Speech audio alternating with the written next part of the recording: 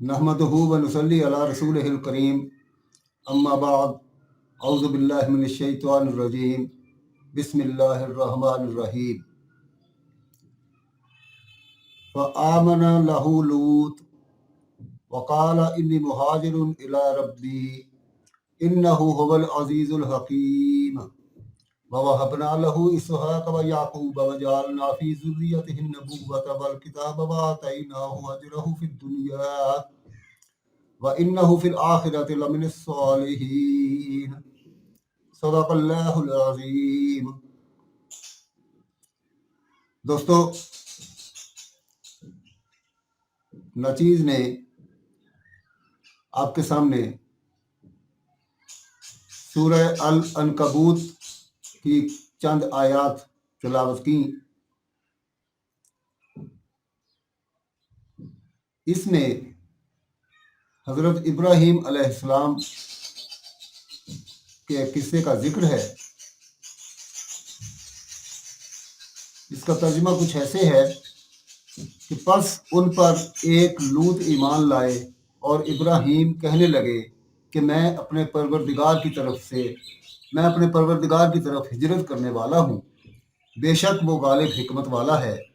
और हमने उनको इसहाक और याकूब अता किए और उनकी औलाद में पैगंबरी और किताब मुकर्रर कर दी और उनको दुनिया में उसका सिला अता किया और वो आखिरत में भी नेक लोगों में होंगे। दोस्तों, हमने पिछली नशिस्त में हज़रत इब्राहीम अलैहिस्सलाम और नमरूद के मुनाजरे की बात की थी। आज हम हज़रत इब्राहीम अलैहिस्सलाम की मुल्क शाम की तरफ हिजरत और मिस्र में दाखिला और अर्ज़ मुक़द्दस में क़ियाम से मुतल्लिक़ बात करेंगे। ये हज़रत इब्राहीम अलैहिस्सलाम के किस्से की गालिबन 5वीं कड़ी है। तो हज़रत इब्राहीम अलैहिस्सलाम ने जब कौम की हठधर्मी, इनकार और कुफ्र पर इसरार देखा तो नाउमीद होकर हिजरत का इरादा फरमा लिया। इसी सिलसिले में इरशाद बारी ताला है, फ़आमन लहु लूत वक़ाल इन्नी मुहाजिरुन इला रब्बी इन्नहु हुवल अज़ीज़ुल हकीम ववहबना लहु इसहाक़ व याक़ूब वजअलना फ़ी ज़ुर्रिय्यतिहि अन्नुबुव्वत वल किताब वआतैनाहु अजरहु फ़िद दुनिया व इन्नहु फ़िल आख़िरति लमिनस सालिहीन। यानी पस उन पर एक लूत ईमान लाए और इब्राहीम कहने लगे कि मैं अपने परवरदिगार की तरफ हिजरत करने वाला हूँ, बेशक वो गालिब हिकमत वाला है। और हमने उनको इसहाक और याकूब अता किए और उनकी औलाद में पैगंबरी और किताब मुकर्रर कर दी और उनको दुनिया में उसका सिला अता किया और वो आखिरत में भी नेक लोगों में होंगे।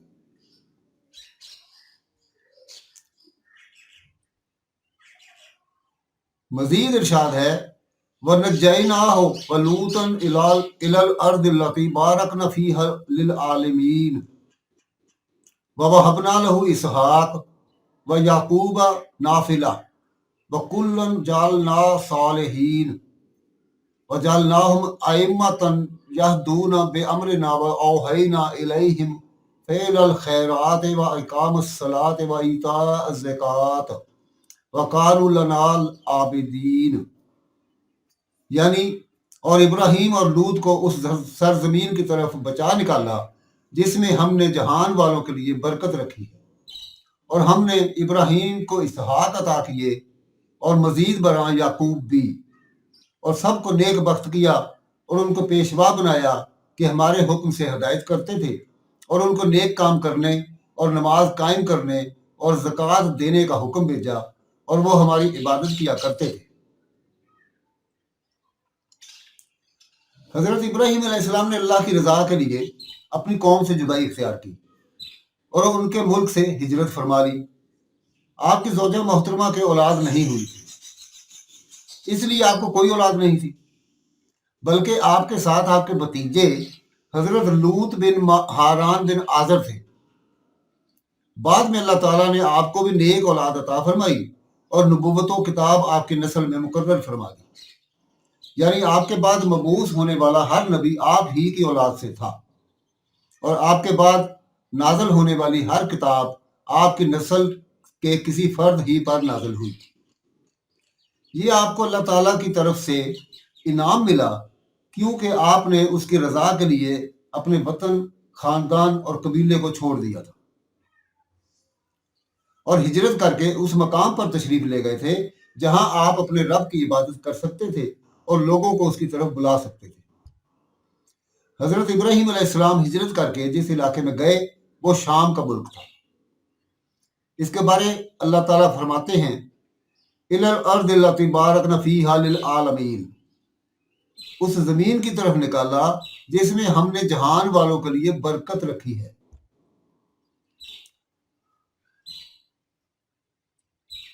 حضرت ابی بن کعب رضی اللہ عنہ، ابو العالیہ قتادہ رحمۃ اللہ علیہما اور دیگر حضرات نے یہی فرمایا ہے، جبکہ حضرت عبداللہ بن عباس رضی اللہ عنہ کی رائے یہ ہے کہ برکت والی زمین سے مراد مکہ مکرمہ ہے،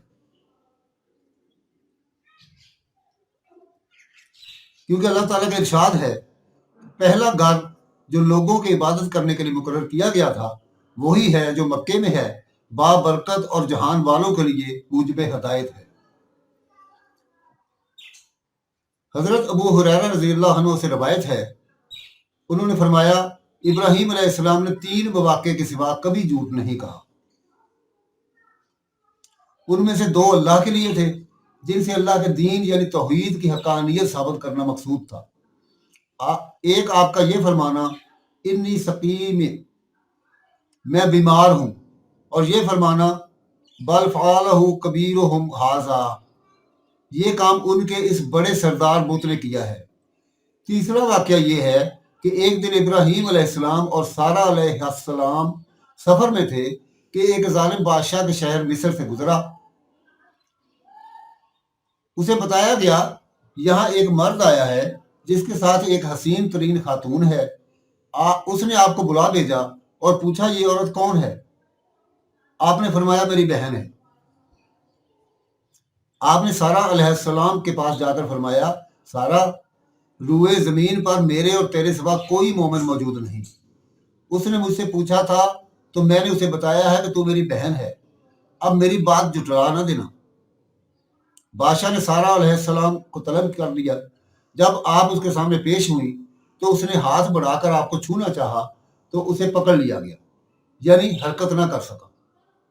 اس نے کہا میرے لیے اللہ سے دعا کر، میں تجھے تکلیف نہیں پہنچاؤں گا۔ انہوں نے دعا کی تو وہ ٹھیک ہو گیا۔ اس نے پھر آپ کو چھونا چاہا تو پہلے سے زیادہ سخت گرفت میں آ گیا۔ اس نے پھر کہا میرے لیے اللہ سے دعا کیجئے، میں آپ کو تنگ نہیں کروں گا۔ آپ نے دعا کی تو وہ ٹھیک ہو گیا۔ تب اس نے اپنے ایک دربان کو بلا کر کہا تم میرے پاس کوئی انسان نہیں لائے، تم تو کوئی جن پکڑ لائے ہو۔ اس نے ان کی خدمت کے لیے حضرت ہاجرہ علیہ السلام کو پیش کر دیا۔ جب سیدہ سارہ علیہ السلام واپس آئیں تو حضرت ابراہیم علیہ السلام کھڑے نماز پڑھ رہے تھے۔ انہوں نے اشارے سے پوچھا کیا ہوا؟ حضرت سارہ علیہ السلام نے فرمایا اللہ تعالیٰ نے کافر کی سازش کو ناکام کر دیا اور خدمت کے لیے ہاجرہ علیہ السلام دے دی۔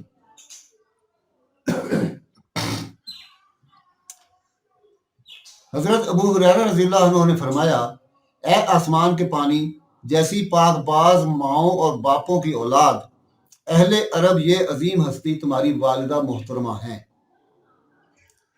حضرت ابو ہریرہ رضی اللہ عنہ سے روایت ہے کہ رسول اللہ صلی اللہ علیہ وآلہ وسلم نے فرمایا ابراہیم علیہ السلام نے 3 مواقع کے سوا کبھی جھوٹ نہیں بولا۔ ایک جب انہوں نے بتوں کی طرف بلایا گیا تو انہوں نے فرمایا میں بیمار ہوں، اور یہ فرمانا کہ یہ کام ان کے اس بڑے نے کیا ہے، اور سارہ علیہ السلام کے بارے میں فرمایا یہ میری بہن ہے۔ واقعہ اس طرح ہے کہ حضرت ابراہیم علیہ السلام ایک شہر مصر میں داخل ہوئے جہاں ایک ظالم بادشاہ حکمران تھا۔ اسے بتایا گیا کہ آج رات ابراہیم علیہ السلام ایک خاتون کے ساتھ آئے ہیں جو حسین ترین افراد میں سے ہے۔ بادشاہ نے بلا بھیجا اور کہا تمہارے ساتھ یہ عورت کون ہے؟ انہوں نے فرمایا میری بہن ہے۔ اس نے کہا اسے میرے پاس بھیج دو۔ آپ نے انہیں بھیج دیا اور فرمایا میری بات کی تکذیب نہ کرنا، میں نے اسے بتایا ہے کہ تم میری بہن ہو، حقیقت یہ ہے کہ زمین پر ہم دونوں کے سوا کوئی مومن موجود نہیں۔ جب سارہ علیہ السلام بادشاہ کے پاس پہنچی تو وہ آپ کی طرف بڑھا، آپ نے وضو کر کے نماز پڑھی اور دعا کرتے ہوئے کہا یا اللہ تجھے معلوم ہے کہ میں تجھ پر اور تیرے رسول پر ایمان لائی ہوں اور اپنے جسم کو اپنے خامن کے سوا ہر ایک سے محفوظ رکھا ہے، اب اس کافر کو مجھ پر مسلط نہ فرمانا۔ بادشاہ کی سانس بند ہو گئی حتیٰ کہ وہ پاؤں مارنے لگا۔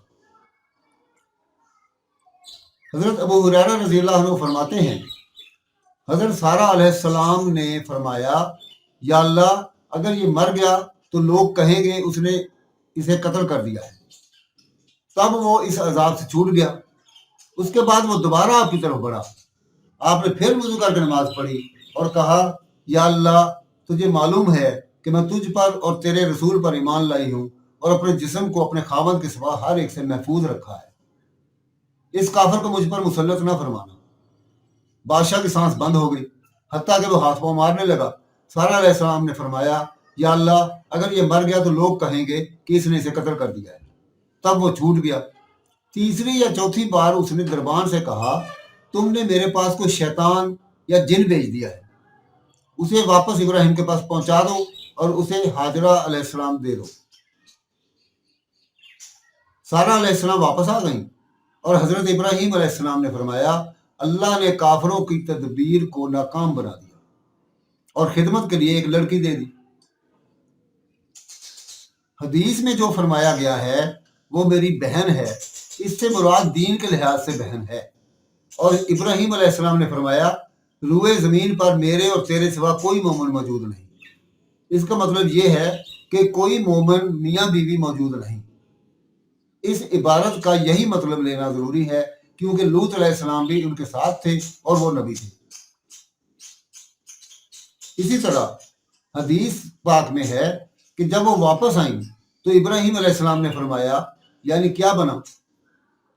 انہوں نے فرمایا اللہ نے کافروں کی تدبیر کو ناکام بنا دیا اور خدمت کے لیے باندھی دے دی۔ ایک روایت میں ہے بدکار کی تدبیر کو ناکام بنا دیا، اس سے مراد بادشاہ ہے۔ جب سارہ علیہ السلام کو بادشاہ کے پاس لے جایا گیا، حضرت ابراہیم علیہ السلام اسی وقت اٹھ کر نماز پڑھنے لگے اور اللہ سے دعائیں کرنے لگے کہ وہ آپ کی اہلیہ کو محفوظ رکھے، اور جس شخص نے آپ کی اہلیہ کے بارے میں بری نیت کی ہے اس کے شر سے بچا لے۔ یہی کام حضرت سارہ علیہ السلام نے کیا۔ جب اللہ کے دشمن نے ان کی طرف ہاتھ بڑھانا چاہا تو انہوں نے فوراً اٹھ کر وضو کیا اور نماز پڑھ کر مذکور والا دعا مانگی۔ اسی لیے اللہ تعالیٰ نے فرمایا ہے وَاسْتَعِینُوا بِالصَّبْرِ وَالصَّلَاةِ، صبر اور نماز کے ذریعے سے اللہ کی مدد حاصل کرو۔ چنانچہ اللہ تعالیٰ نے حضرت سارہ علیہ السلام کے شرف کو بھی محفوظ رکھا اور اپنے بندے، اپنے رسول، اپنے پیارے اور اپنے خلیل ابراہیم علیہ السلام کے شرف کی بھی حفاظت فرمائی۔ اس کے بعد حضرت خلیل اللہ علیہ السلام مصر سے دوبارہ برکت والی سرزمین یعنی ارض مقدس کی طرف لوٹ آئے۔ اس وقت آپ کے ساتھ مویشی، غلام اور بہت سا مال تھا، اور حضرت ہاجرہ قبطیہ مصریہ علیہ السلام آپ کے ہمراہ تھی۔ پھر حضرت لوط علیہ السلام اپنے کثیر اموال سمیت غور کے علاقے کی طرف ہجرت کر گئے کیونکہ ابراہیم علیہ السلام نے انہیں یہی حکم دیا تھا۔ وہاں آپ سدوم کے شہر میں اقامت پذیر ہو گئے جو اس دور کے اس علاقے کا مرکزی شہر تھا۔ یہاں کے باشندے کافر، بدکار اور شریر تھے۔ اللہ تعالیٰ نے حضرت ابراہیم علیہ السلام پر وحی نازل فرمائی تو آپ نے اللہ کے حکم سے نظر اٹھا کر شمال، جنوب، مشرق اور مغرب کی طرف دیکھا۔ اللہ تعالیٰ نے آپ کو بشارت دیتے ہوئے فرمایا میں یہ سرزمین تجھے اور تیری اولاد کو قیامت تک کے لیے دوں گا اور تیری اولاد کو بڑھاؤں گا حتیٰ کہ وہ ریت کے ذروں کے برابر ہو جائیں گے۔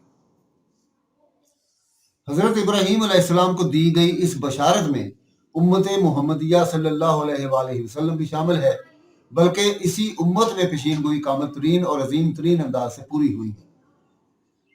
اس کی تائید رسول اللہ صلی اللہ علیہ وآلہ وسلم کے اس فرمان سے بھی ہوتی ہے، اللہ تعالیٰ نے میرے لیے زمین سمیٹ دی تو میں نے اس کے مشرقی اور مغربی حصے کو دیکھ لیا، میری امت کی سلطنت وہاں پہنچے گی جو جو حصہ سمیٹ کر مجھے دکھایا گیا ہے۔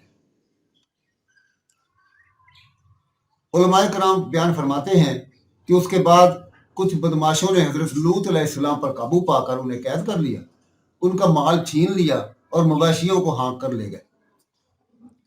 جب حضرت ابراہیم علیہ السلام کو خبر ملی تو آپ 318 افراد کو ساتھ لے کر روانہ ہوئے۔ آپ نے لوط علیہ السلام کو بھی چھڑا لیا، ان کا مال و متاع بھی واپس لے لیا، اور اللہ اور اس کے رسول کے دشمنوں کی بہت سی تعداد کو یہ تہہ تیغ کر دی، انہیں شکست دی اور ان کا تعاقب کیا حتیٰ کہ دمشق کے شمال تک پہنچ گئے۔ وہاں برزہ کے مقام پر پڑاؤ ڈالا۔ میرے خیال میں اس جگہ کو مقام ابراہیم اسی لیے کہا جاتا ہے کہ وہاں ابراہیم علیہ السلام کے لشکر نے پڑاؤ ڈالا تھا۔ پھر آپ فاتحانہ طور پر اپنے علاقے میں واپس تشریف لائے۔ بیت المقدس کے بادشاہوں نے بڑے احترام کے ساتھ آپ کا استقبال کیا اور آپ کی اطاعت قبول کی، اور آپ اپنے وطن میں اقامت پذیر ہو گئے۔ آپ پر اللہ کی طرف سے درود و سلام ہو۔ دوستو، یہ تھی حضرت ابراہیم علیہ السلام کی شام کی طرف ہجرت اور ارض مقدس میں قیام کے بارے میں بات چیت۔ انشاءاللہ اگلے نشست میں ہم حضرت اسماعیل علیہ السلام کی ولادت کے بارے میں بات کریں گے۔ تو انشاءاللہ یہ سلسلہ جاری رہے گا۔ قصص الانبیاء میں ہم مختلف انبیاء کرام کے قصے آپ کے سامنے پیش کرتے رہیں گے۔ تو اللہ تعالیٰ سے دعا ہے کہ ہمیں توفیق دے کہ ہم اس سلسلے کو جاری ساری رکھ سکیں اور اللہ کے بندوں کی خدمت کر سکیں۔ انشاءاللہ اگلی نشست میں ہم بات کریں گے حضرت اسماعیل علیہ السلام کی ولادت پر۔ وما علینا الا البلاغ المبین۔